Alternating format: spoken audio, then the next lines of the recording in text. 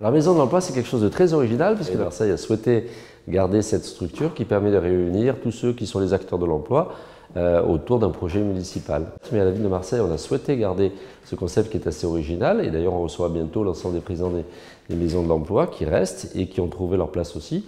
C'est vrai qu'il manque entre les acteurs, Pôle emploi et les chefs d'entreprise, les chambres de commerce et l'union patronale, souvent, l'échelon où tout le monde se rencontre. Donc on pourrait dire que c'est un salon où on discute. En vérité, c'est une structure très efficace et qui à Marseille continue à fonctionner et on s'en félicite. Mais ça permet aux acteurs de se réunir et puis ensuite d'avoir une stratégie. Et cette stratégie, elle est originale aussi parce qu'il y a des communes comme Septem, par exemple, ou Glandcuc, qui adhèrent à ce système et qui nous font confiance, comme l'État, et comme c'est le futur périmètre de la métropole, c'est quelque chose de très important. Dernier élément également, le fait que l'État contractualise avec nous donc, montre aussi que les services de l'État reconnaissent notre compétence.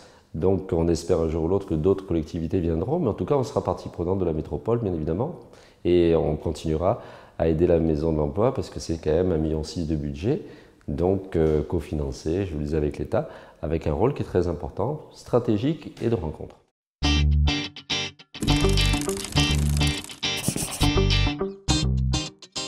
La mobilité, c'est quelque chose de très important parce que toutes les statistiques le disent, et Pôle emploi aussi, c'est le problème du transport en train. On vous propose un emploi, mais on le refuse parce que c'est trop loin, que le système de transport en commun n'est pas performant ou parce que vous n'avez pas de voiture. Ça veut dire aussi du covoiturage, ça veut dire aussi des opérations intelligentes. Et là, on réfléchit notamment avec la Valentine Vallée Verte à une opération qui est sur le dernier kilomètre, puisqu'il y aura la gare de la Barrasse, et puis ensuite il nous manque 1 kilomètre pour aller à cette future Vallée Verte. Donc c'est vrai qu'on a là un problème du dernier kilomètre à parcourir, mais ça peut être beaucoup plus important. Et on s'aperçoit notamment que le vrai souci, c'est qu'à Marseille, des entreprises ne peuvent pas embaucher faute de personnes à recruter, et inversement, il y a beaucoup de demandeurs d'emploi. Donc le problème du transport, c'est un problème énorme. C'est pour ça que je suis très content qu'on s'associe à l'opération qui va se dérouler sur 3 jours, parce que c'est vrai que la mobilité, c'est essentiellement un vrai problème d'emploi pour trouver un emploi ou pour garder cet emploi. La future métropole, la communauté urbaine actuellement, il sera très présente, voilà, parce que c'est aussi de ses compétences.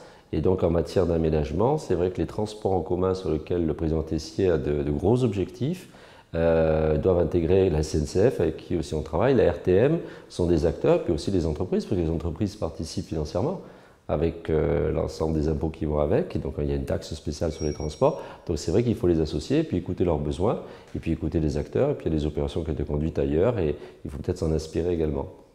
La semaine de la mobilité, c'est extrêmement important.